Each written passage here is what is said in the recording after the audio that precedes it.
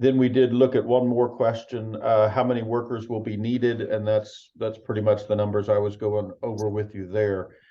Our greatest request is through the Sempra project. We're not getting a lot of requests from the Golden Pass project at the moment, although the requests in the different cities vary by which project is going on there, with Beaumont, Port Arthur, and Orange each responding to the different industry right in their area. Yeah, and on the timeline of that need, is that like an immediate need that they will find from some other place? Will they bring those workers? They're looking right now. They're hiring as many as they can right now and need a workforce in excess of 400 by end of first quarter 24.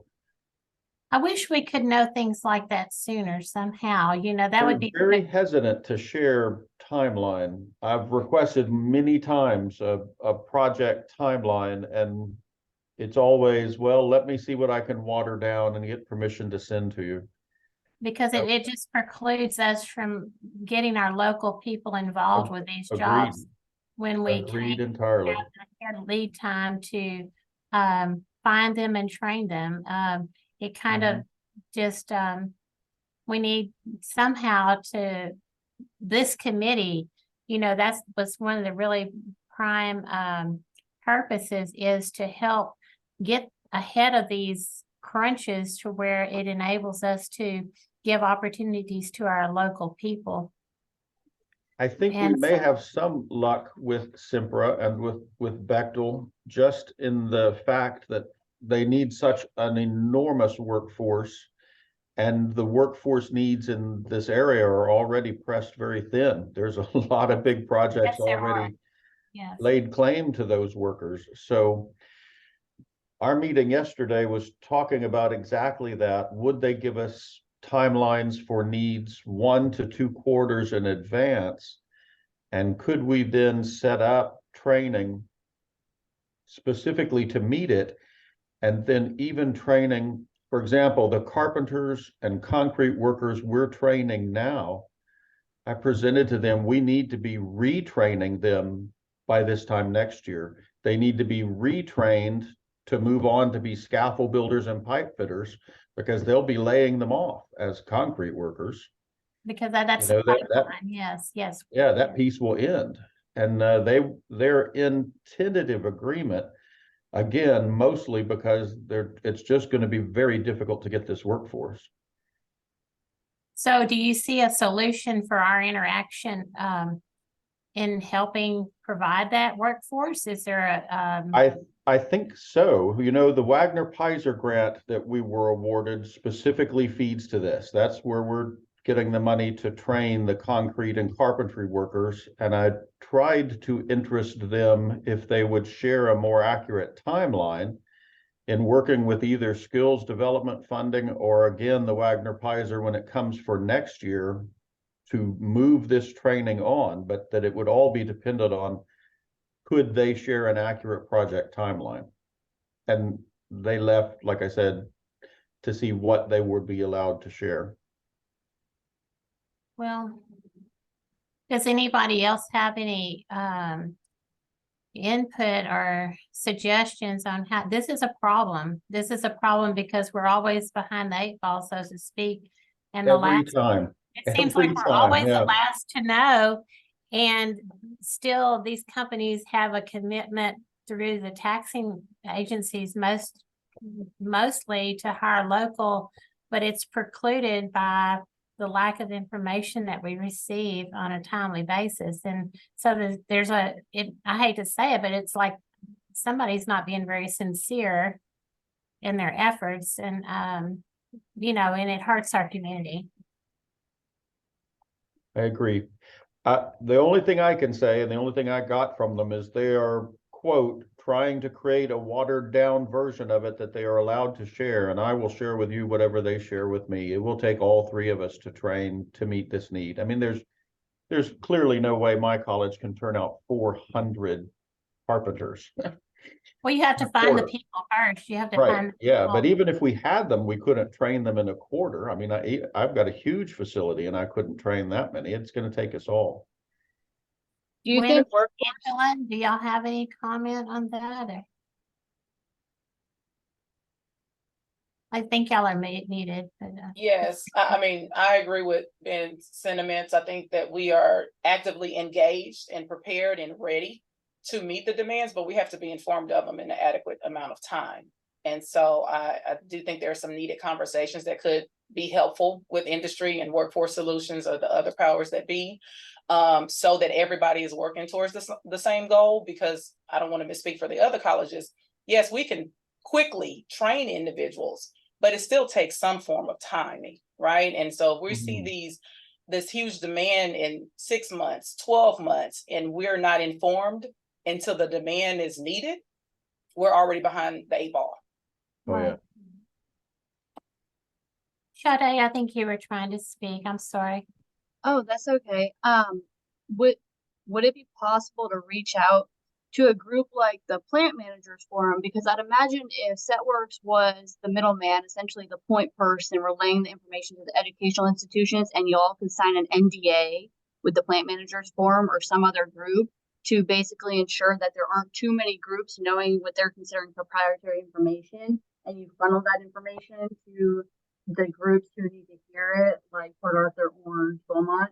Would that be a possibility? Because that's a captive audience, the Plant Managers Forum, and they have direct links to the people you need to give you this information.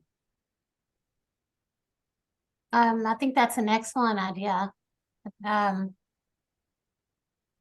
We would have to see whether or not we can get on their agenda and contact them to build that. I can reach out to Katie Selly, who could connect with John Durkee, or is John still over Plant Managers Forum? I've been in contact with Shelly. That's who I've been talking to with the Plant Managers Forum, but I don't know when they met last. I'm on that group, guys. You would go through the chairman of the Plant Managers Forum, and there's 2 more meetings this year, September and October, and then they don't meet again until January. Would it be possible to meet with them in September, Claire? That meeting is, yeah, it's in 2 weeks. And I know that Port Arthur Industrial Group is on the agenda. I don't think we have another agenda item. So Kevin, I'll connect you with the chairman of the Plant Managers Forum through email, and you can put in the request if that's what you'd want to do. Or Mary, would it be you or Kevin? Yeah, Kevin can take care of that, Claire. I appreciate that very, very much. I think that it needs to be talked about. And I think I would appreciate that assistance. Are the LNG plants on the Plant Managers group, Claire? I'm trying to see how often I see them. They should be, yes. Okay. I'm trying to remember how often they come in attendance. I know I've seen Golden Pass there pretty regularly. But Orange is represented usually, in Beaumont and Port Arthur. So it is, to Sade's point, there is a good group in attendance representing all the areas. And what is your take on that idea, Claire? Do you think that would be a good way to go? Well, I think bringing the awareness there is important, but I also, want to be cautious of what the ask is. Is it just for awareness, or are we looking to help solve the problem? That's where I kind of pause. Okay. Because the Plant Managers Forum does support a lot of workforce efforts. And so I guess my question is kind of what else would we share with them?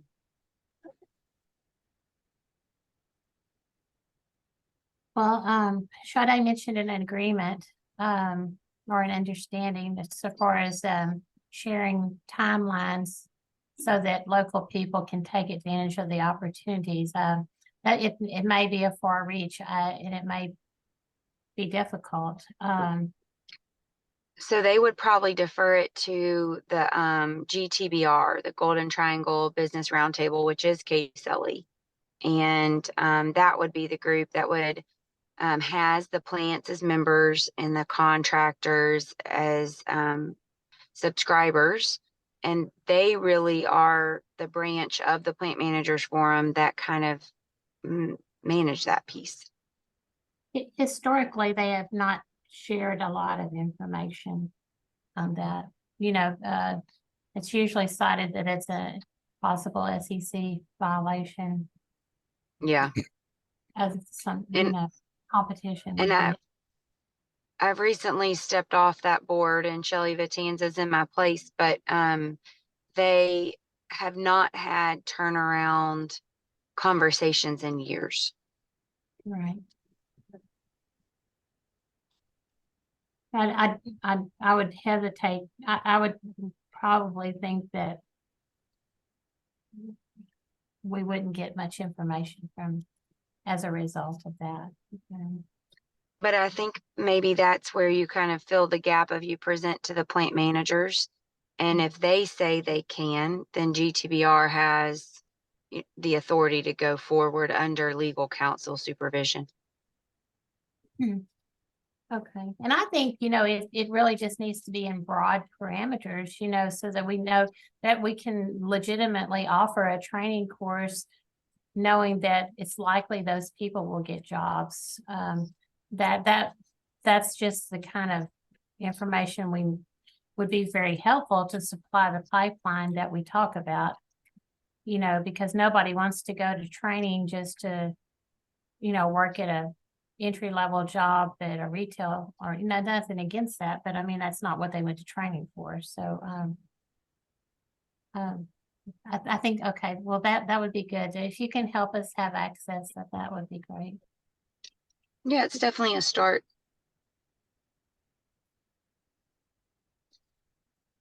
Okay. Ben, did you have anything else or? Nope, I'm finished. That's the LNG subcommittee report. Thank you. All right, Caroline, you want to do the sustainable technology? Sure. So sustainable technologies, we had Claire and Stacy and Brian Nagel and Emily and Sade and Jessica. So a lot of people on this call. So this will be familiar to a lot of you. But the first thing was that Brian kind of walked us through a presentation of what the sustainable technologies are that he had in mind when he proposed the committee. Carbon capture was one element, and related to that, some of the advanced recycling opportunities and hydrogen production were kind of the three main buckets. And so how are those sustainable technologies changing workforce demand? They said there weren't necessarily going to be new occupations, but we needed more of the same occupations. So just starting to think about ways to get more people into the industry to be ready to work. The one thing that they highlighted as an area of need were different kinds of engineering. So that was going to be the occupation that we brought forward to consider adding to the target occupation list. One of the things that was mentioned was just that the industry as a whole has trouble attracting talent, particularly engineers, but also craftsmen, and there's discussed sort of the stigma of working in a plant and the lack of local programs for machinists. So then when we talked about training for different occupations, there were a couple of specific things that came up, but the need for a machining program outside of the apprenticeship setting was one thing that was highlighted. Crane operators was something that was brought up. Concrete pump truck drivers in particular was one that Sade brought up as being critical to the support. And then we talked about the FAME program and what that's doing to help recruit people into the industry and get them trained up, and sort of the possibilities to grow and scale that program into different occupations and to train more people. So I think that was, those were the big highlights. We had a couple of, I guess, other occupations that were brought up as high in demand is cybersecurity and data science, industrial hygiene, and GIS analysts. So of the folks that were attending, anything else to add?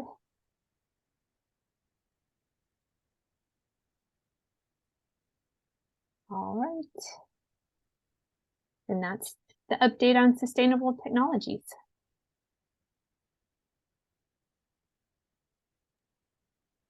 All right. Do you want to move forward, Caroline, into the recommendations? Are you able to share your screen?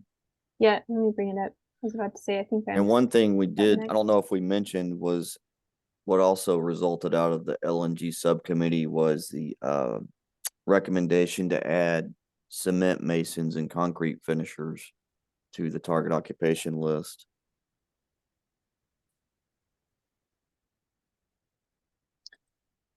So this is just sort of a review of the changes that we discussed either at the last meeting or in our subcommittees, and then we'll make a recommendation of what to carry forward.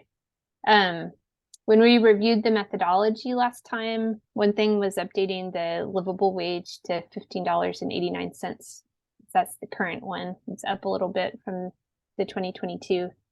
And the other thing we discussed was adding in total demand as part of the criteria for growth or demand. Before, we were just looking out the 5 years, but those, as we looked back, those projections weren't always accurate, and so a lot of things were being filtered off because they looked like they were going to have negative growth, but there was still a need for training and getting more people into those occupations. So we added that total demand of greater than or equal to 50 would be another piece of the criteria that we'd look at.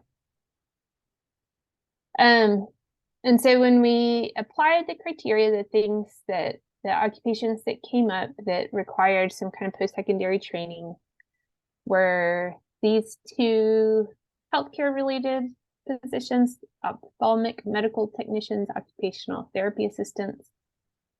There's also the telecommunications line installers and pump operators.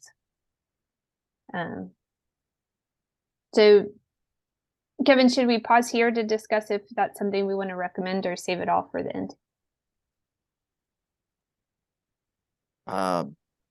You can go ahead and discuss it if you want to. Okay.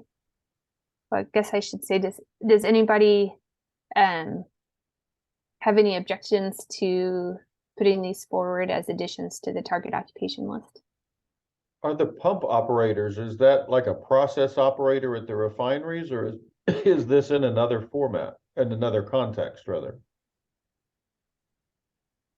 That's a good question. I don't actually know. And I guess the other question is there some kind of training program required? We took Roustabout South because that was when it didn't seem to have a formal training program associated with it. I can give you some examples, Ben, if that helps. I was just wondering if it's jobs. Yeah. Boom pump operator, chemical pumper, outside operator, pipeline dispatch operator, pipeline operator, pump station operator.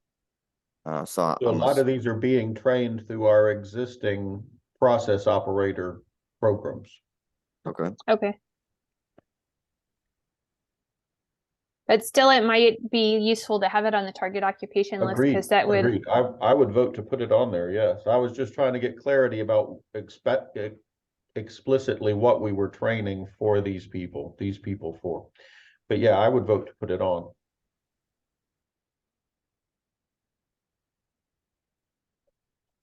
Any other comments?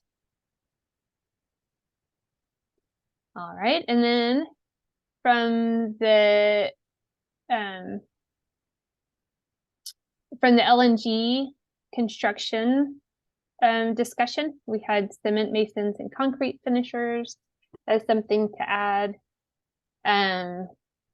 There's currently 288 jobs, but we just heard how many was it 140 in the next quarter?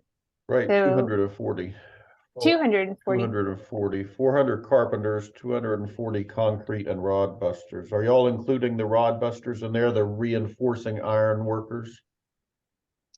Is that a different SOC code, Ben? Do you know? I don't know right off, no. Okay, I'll look into that. Okay. I can look it up too. Because we might want to add reinforcing iron workers as well if it's not already included in those. Yeah, that's a different SOC code. It's 472171. I don't have a breakdown on how many reinforcing iron versus how many just concrete finishers. I think what they're going to probably want is that they're cross-trained and do both, but I know they want both. Okay.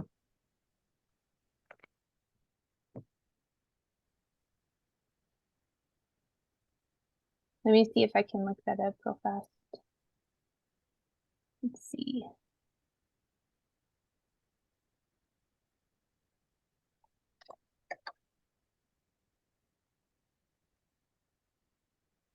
Let's see. So that one, their wages meet the threshold. There, it says total demand of 24, but we know that's going to be higher. And it says it's usually trained through apprenticeship, but I imagine you guys have an alternative training methodology, right? There's an NCCR curriculum for it. And Okay. we can train it through that. That's what we do in Port Arthur. All right. So I will add that.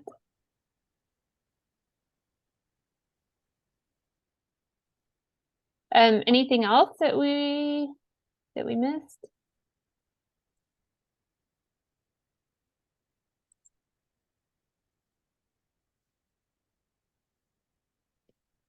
All right. And then through the sustainable technologies, that when we looked at engineering, so when you look at all engineers, the total demand is forecasted to be about 734. And then when you break it down by type of engineer, these are the ones that are most in demand in the region there. So I guess the two things to consider here would be if you'd want to include the specific type of engineer or just have the more generalized SOC code that would include all engineers. And then the other question is thinking about the clients, the purpose of the TOL and clients you serve in the timeline. The other occupations that are said to require for your degree are things like registered nursing or information technology that have alternative training programs, or like registered nurses, you can get an associate's degree and find employment in certain healthcare settings. So the engineering would definitely be like an upper level, requiring higher levels of math and higher levels of technical skills to attain it over a 4-year period. There's not the funding isn't necessarily aligned. So that would be a consideration for you guys to discuss is it the type of occupation that needs to be on the target occupation list. On our criteria, what we had said was that it's post-secondary, but up to an associate's. Or if it's a bachelor, it would require, or it would have some alternative educational pathway. So what do you guys think? So my opinion on the engineering, by it requiring or possibly requiring post-secondary, right, or associates, bachelor's, no work experience for the state colleges, you know, we can just help the pipeline to get to the bachelor's, right? So are we really speaking about true engineers or like engineering techs or, you know, so for me, I do think it should be on the list because there's a need, right? But I just want to just be very clear that for the state colleges, we will just be feeding the pipeline for a bachelor's track or a technical track, but not full bachelor level engineers. Yeah, I mean, you could I mean, get the funding for like the transfer degree. Yeah, and we have pathways for that. So I mean, I could see us meeting the need there, but to actually say we're going to produce hundreds of engineers, I don't know if we can actually commit to that. Engineering techs, yes, but I don't think that's what that particular occupation is calling for. I mean, do y'all see it differently? I would agree with you. I mean, it's just beyond our focus of training to take them on to the engineers. Kevin, would y'all pay for someone to take the student on all the way up to the engineering level, the completion of that bachelor's degree? We only would fund up to 2 years. And I believe the cap on that's 5,000. So, yeah, the most we could do is push towards the 2-year degree and then encourage them moving on to complete the bachelor's. Right. And even pushing with the transferability at max, if a university takes all their associate's pathway, that's 60 hours. So that's still, I don't think will put them in a very advantaged position, Kevin, to receive that 5,000, you know, resource for 2 years of support. That's the max we can do. Is the degree that you're talking about, Dr. Hill, is that the electrical and electronic engineering technologists and technicians? Is that the one you're talking about? No, you can do specific engineering tech, you can do a civil tech, a mechanical tech, so it's a different specialization. To transfer, they require transfer courses, and my experience is the students in Orange County are not as likely to go. We have a pre-engineering field. We've actually built it at the request of some LCM ISD because that's where they feel like their students are going, and ours really gravitate more toward the technical piece that are not going to, I mean, they'll be with those engineers, but they'll be doing the hands-on pieces of what the engineering's people do, the technology, engineer technicians. So do you think that it would be worth exploring adding that to the TOL, or what do you think? Well, in light of what that data says, I would say, yeah. Well, the electro technology, the technicians, or the transfer, the baccalaureate degree? The technicians. I would say, but I don't have data to support that. I have phone calls from we've been inundated the last 3 weeks with new businesses that are not new businesses, new partners in the area that want to do our electromechanical program. That is just like, for whatever reason, they're what they believe is their sweet spot they need. Used to be old millwright. So it's not really that career, but it's occupations related to that. So I don't have any data to support that. I just have the time that I've had conversation after conversation after conversation. Right. So I can bring up the data real fast if we want to look at it. Is that too small to see? No, not really. Is it 173023? Here are all the technicians. Mm-hmm. When we look over at demand, the surveying and mapping technicians, the civil engineer, electrical and electronic. So those are the ones. The asks we've had are for rows 586, 594, 595, some 646, but 684 and 685. That's pretty much, yeah, those 6 consecutive rows. That's what they're coming to the table. Here's what we need. 685 looks pretty promising. And I agree with Wendy. We've been asked for the same request. I would even include 539 that we've been asked of.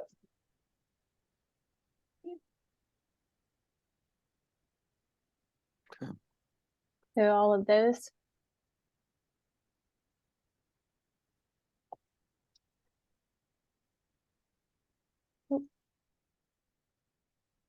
Mary, what are your thoughts on this? Do we want to kind of table this and explore it in a future meeting, or?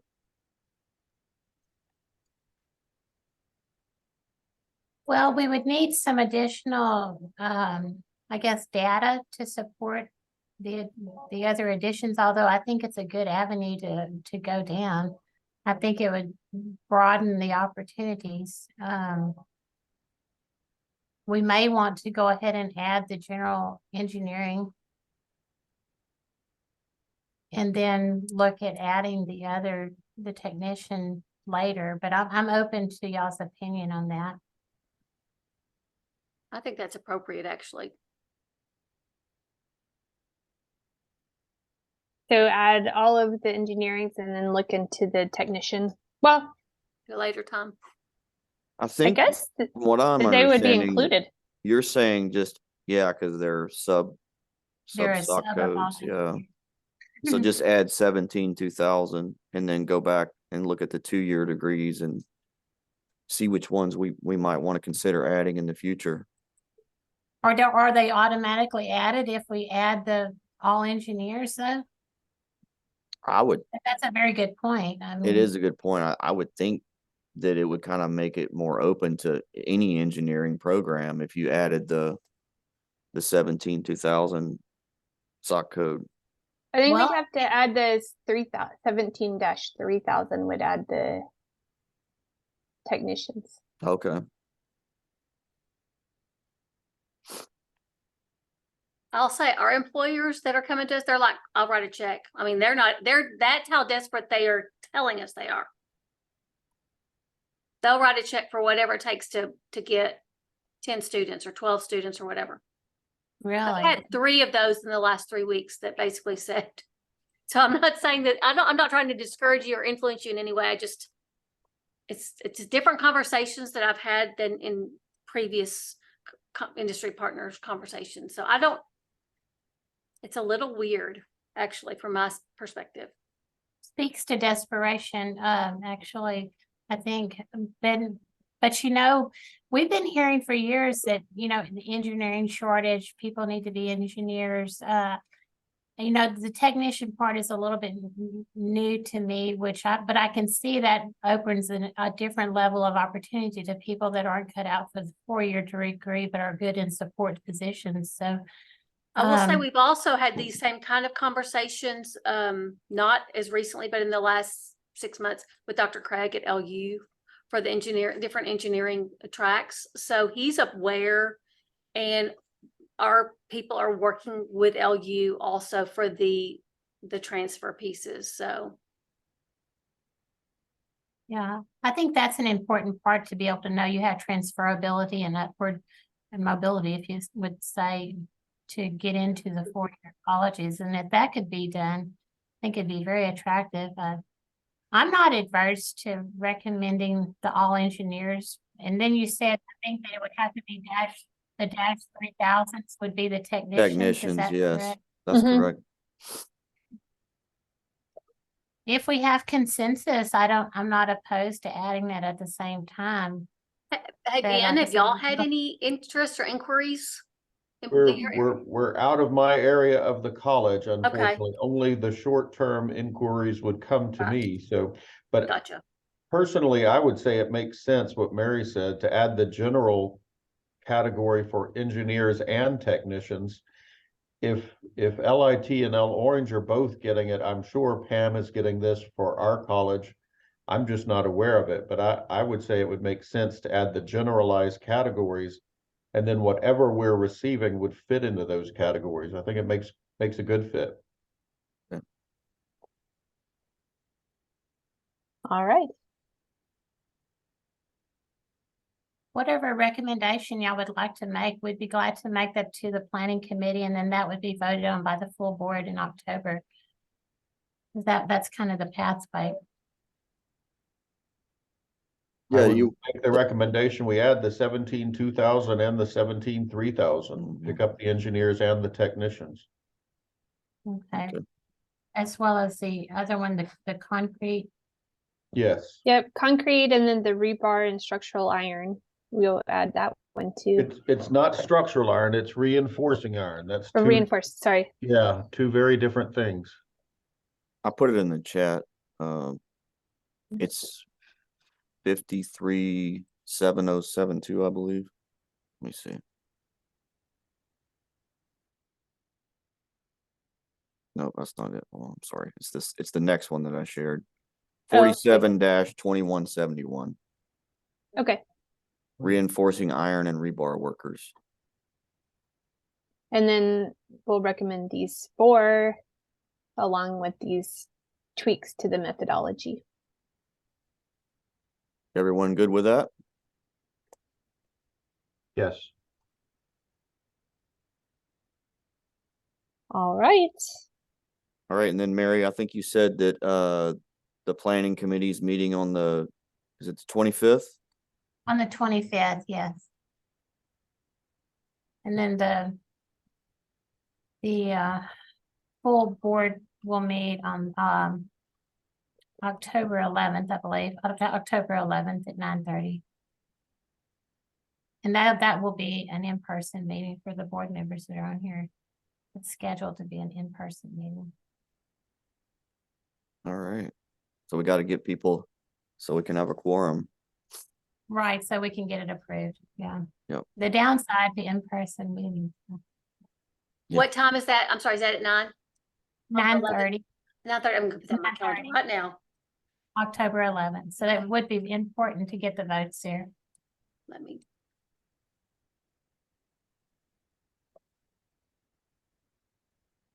Where will the meeting be on the 11th? The board meeting will be held at our office on 510 Park in our first floor boardroom. Okay, but I mean, that's not me, right, Mary? You can come as you're always welcome to come. You're not on the board, unfortunately. Okay, got it. Perfect. That's what I was trying didn't remember. Yeah, it's a public meeting, so you can attend if you want to. All right. Well, does anybody have anything else they want to add or any questions or?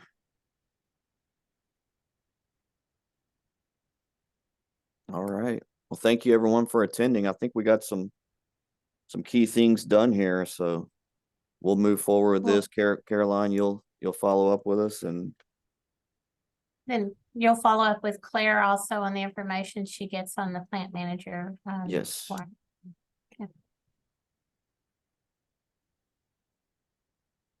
All I right, appreciate the dialogue. Very good. thank y'all. Very good. Thank All y'all. right. Have a good weekend, everybody. It's a Bye-bye. delicious Take care. Thank you. Bye.